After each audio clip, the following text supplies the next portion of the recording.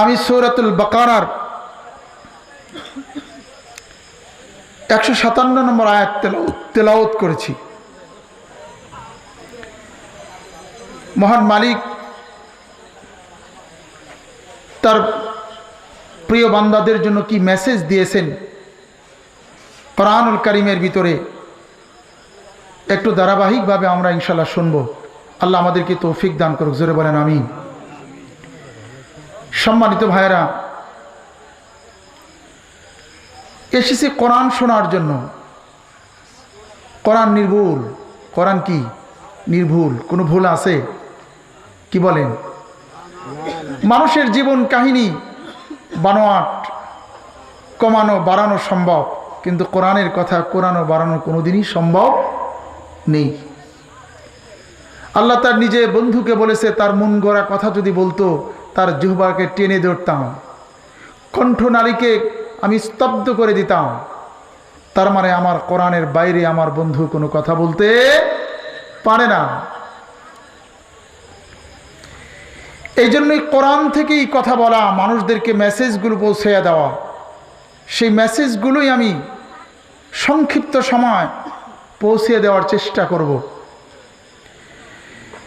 কিন্তু এত বড় আয়োজন, এত বিশাল বড় একজন মুফাসসির আসতেছেন,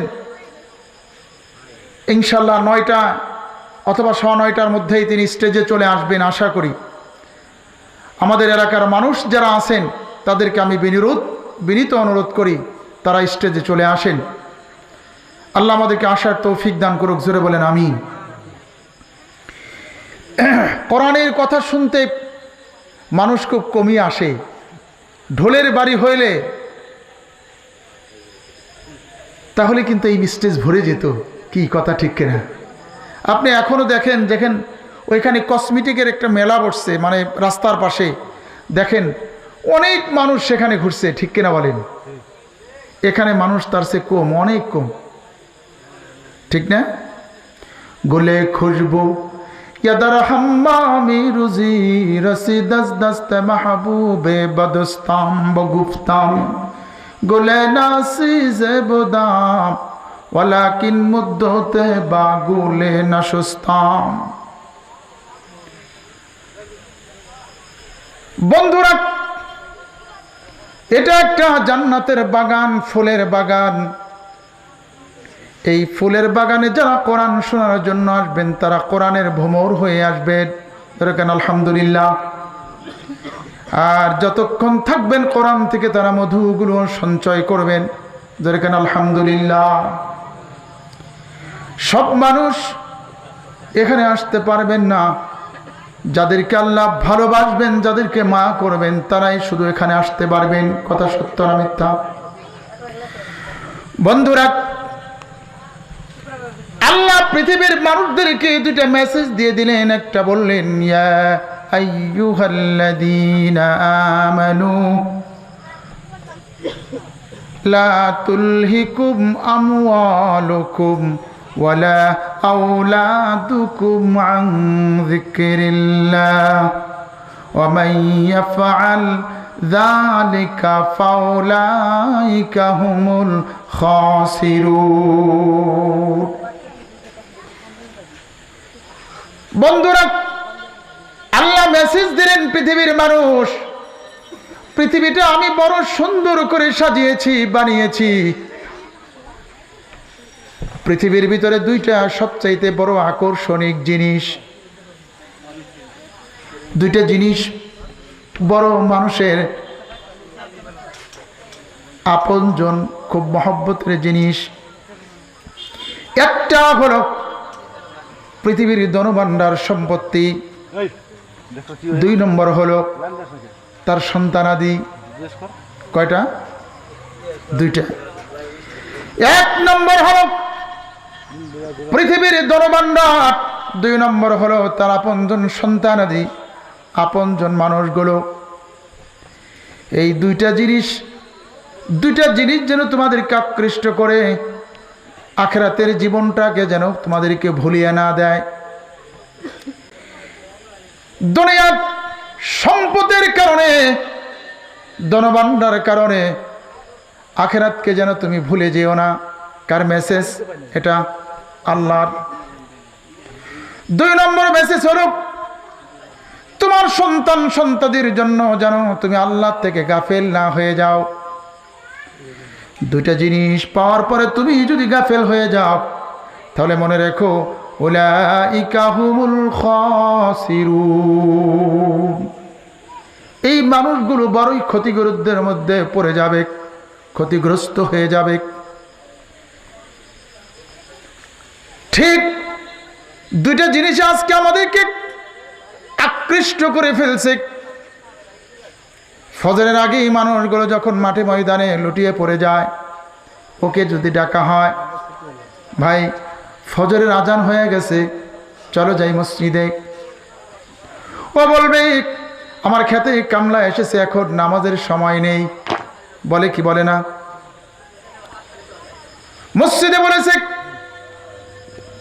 কদ কামাতিস সালাহ, কদ কামাতিস সালাহ।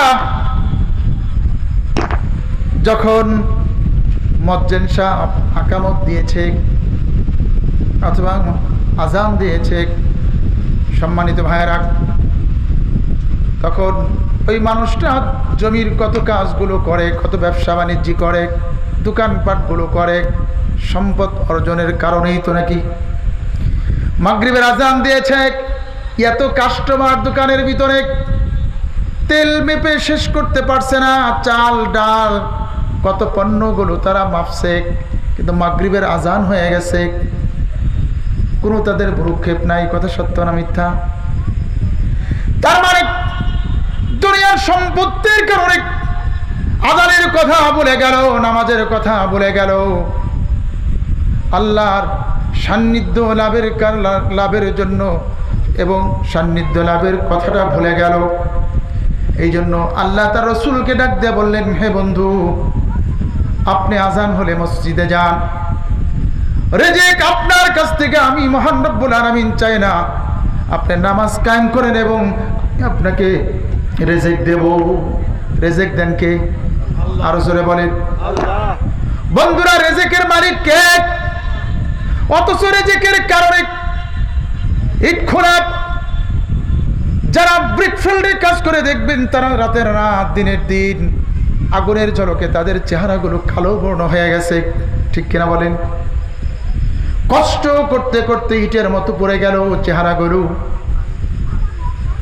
শুধু সম্পদ আর সম্পদ পাহাড় করার জন্য।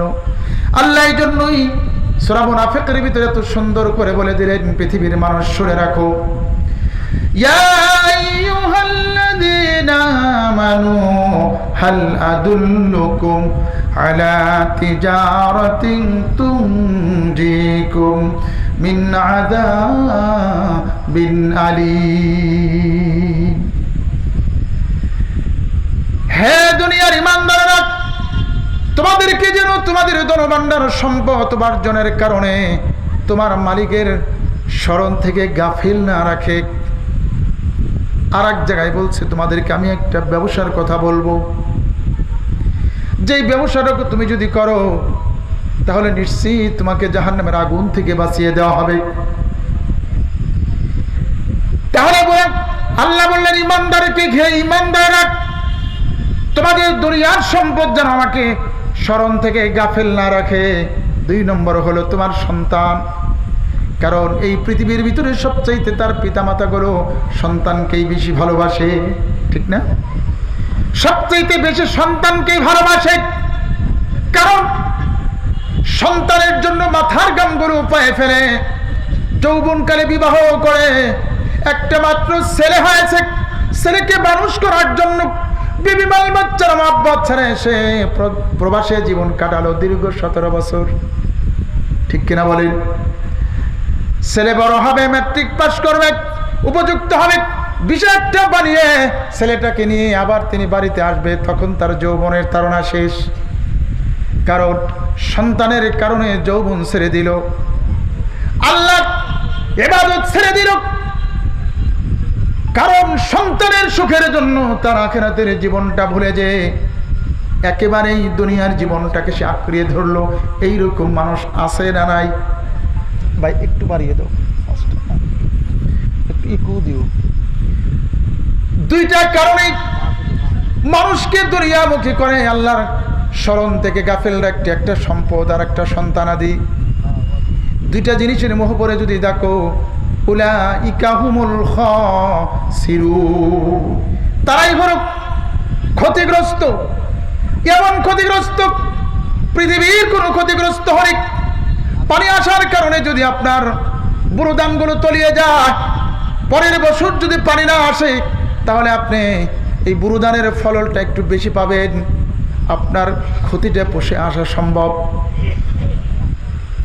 কোনো কিছুর ক্ষতি যদি হয় প্রথম বছর, দ্বিতীয় বছর আশা করা যায় ক্ষতিটা পোষানোর জন্য সব সময় তার পিছনে দিয়ে দিতে পারলে হয়তোবা পূরণের ক্ষতি সহ লাভ হয়ে উঠবে। এই ক্ষতি দুনিয়ার কোনো ক্ষতি না, এটা হলো আখিরাতের ক্ষতি। আখিরাতের ক্ষতি যদি একবার হয়ে যায়, কখনোই ক্ষতি পোষানো সম্ভব না, কখনোই পোষানো সম্ভব না। এই জন্য আল্লাহ বললেন, খবরদার দুইটা জিনিস যেন তোমাদেরকে আল্লাহর স্মরণ থেকে, আল্লাহর ইবাদত থেকে যেন তোমাদেরকে গাফেল না রাখে। কয়টা জিনিস? কি কি? এক নম্বর হলো সম্পদ, ধনভাণ্ডার। দুই নম্বর সন্তান, ঠিক না? এই দুইটা জিনিসই তো বেশি মহব্বত করে মানুষ। মহান রব্বুল আলামিন বললেন, তোমাদের অভিভাবককে, তোমাদের রাহবারকে, তোমাদের মালিককে, তোমাদের রবকে।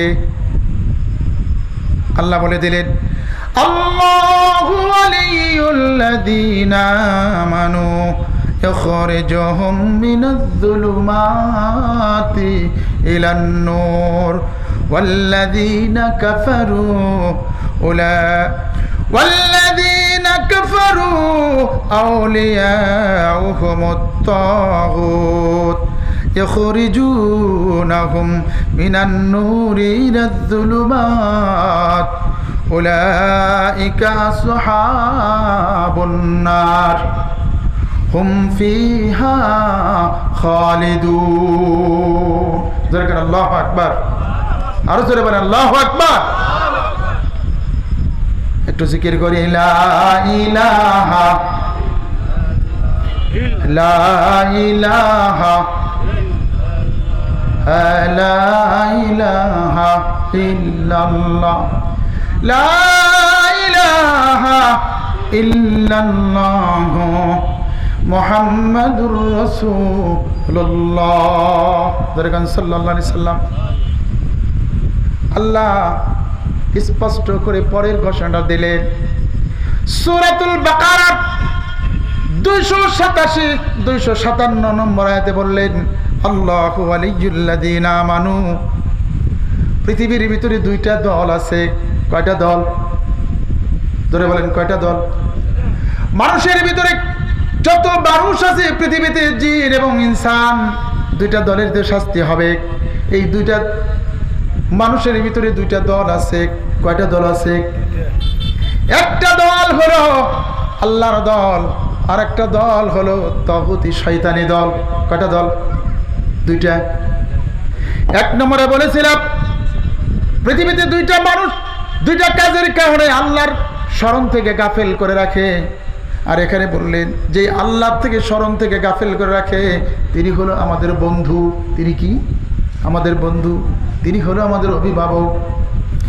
এই কথাটাই বললেন, আল্লাহু ওয়ালিয়ুল্লাযীনা আমানু, যারা আমার রবের প্রতি ঈমান আনলো, যারা আল্লাহর প্রতি ঈমান আনলো, বিশ্বাস স্থাপন করে নিল, অভিভাবক মেনে নিল। কাকে?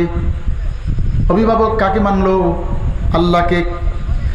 আল্লাহকে কোনো মানুষ যদি অভিভাবক মেনে নিল, আল্লাহ বললেন আমাকে যারা অভিভাবক মেনে নিল, আমি তার বন্ধু হয়ে গেলাম।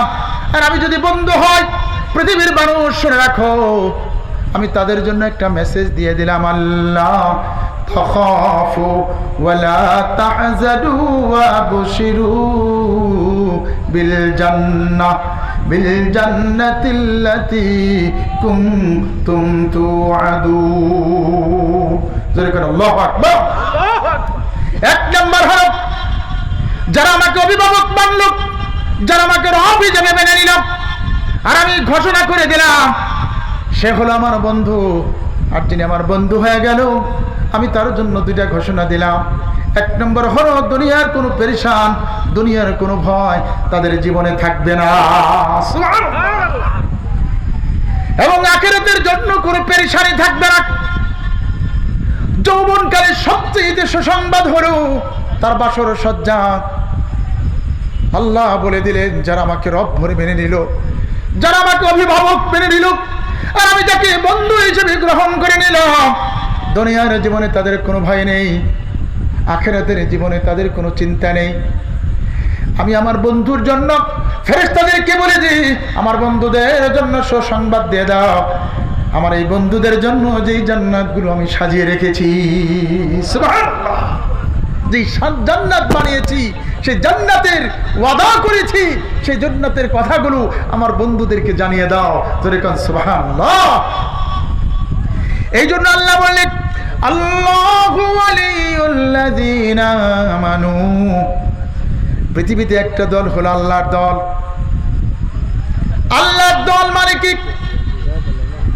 আল্লাহর দল মানে আল্লাহ যা বলেছে তা জীবনে বাস্তবায়িত করা, আল্লাহ যা নিষেধ করেছে তা জীবন থেকে তা বিতাড়িত করে দেওয়া, অস্বীকার করে নেওয়া, তার থেকে বিরত থাকা। তার মানে আল্লাহ বলেছেন, আমি যদি তোমাদের বন্ধু হই, আমি যদি তোমাদের রাহবার হই, আমি যদি তোমাদের অভিভাবক হই, তাহলে তোমাদের উচিত হলো তোমরা আমার দলে তোমরা বিভক্ত হয়ে যাবা। ধরে কেন আলহামদুলিল্লাহ, নারায়ে তাকবীর, নারায়ে তাকবীর। জনাব মুস্তাক ফয়জী সাহেবের আগমন, নারায়ে তাকবীর, নারায়ে তাকবীর। সম্মানিত ভাইরা যারা আশেপাশে আছেন, চলে আসেন। আল্লাহর বন্ধু যারা, তাদেরকে আল্লাহ দুনিয়াতে আলোর রাস্তায় দেখা, আলোর রাস্তায় নিয়ে আসে। জোরে করে আলহামদুলিল্লাহ। আর তাগুতের পথ যারা অবলম্বন করে তারা হলো শয়তানের দল। তারা কিসের দল? শয়তানের দল। তাগুত মানে কি? তাগুত হলো সীমালঙ্ঘনকারী, যারা জালেম তাদেরকে তাগুত বলা হয়। কি বলা হয়? তাগুতের সংখ্যা দুইটা। একটা হলো যারা জালেম, যারা সীমালঙ্ঘন করে, যারা মানুষের প্রতি জুলুম করে, নির্বিচারে তাদেরকে হত্যা করে, যারা জুলুমবাজ করে, জুলুম করে, তারা হলো তাগুতি শয়তানের দল। আর যারা ইনসাফ ভিত্তিক জীবন আদর্শগুলো পরিচালনা করে, তারা হলো আল্লাহর দল। জোরে কর নারায়ে তাকবীর। আমরা কার দলে থাকবো? আল্লাহর দলে।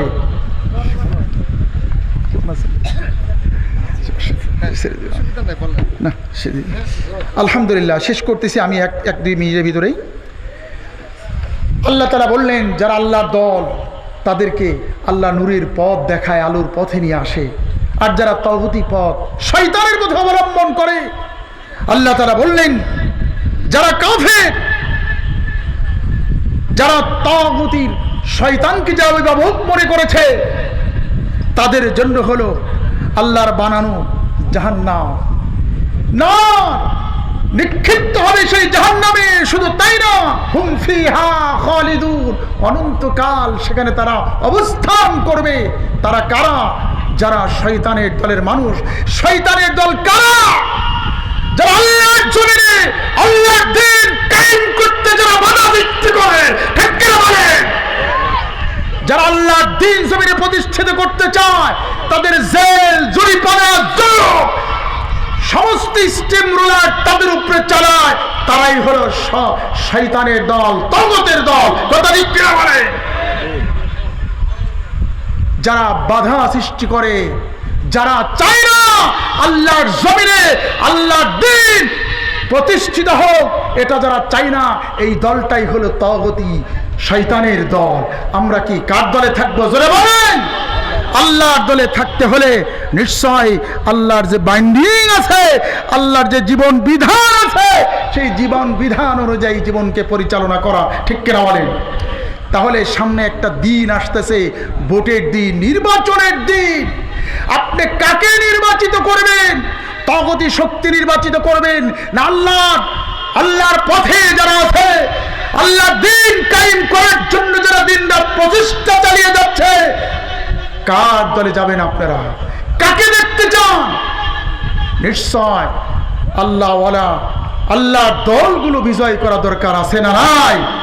আমরা যেন এরকম না হয় বৃষ্টি এসেছে জামা ভিজে যায়, বৃষ্টিকে বাঁচার জন্য, বৃষ্টির থেকে বাঁচার জন্য ঝর্ণা নিচে এসে আশ্রয় দেই, আশ্রয় চাই। বলি ভাই বৃষ্টির নিচে ঝর্ণায় আসলেন করো, বৃষ্টির থেকে একটু ভিজবো তো এই জন্য ঝর্ণা নিচে আসছি। বলেন তো দেখি, আমাদের চরিত্র এমন, বৃষ্টির থেকে বাঁচার জন্য ঝর্ণার নিচে আসি, ঝর্ণার নিচে আসলে কাপড় চোপড় শরীর ভিজবে না?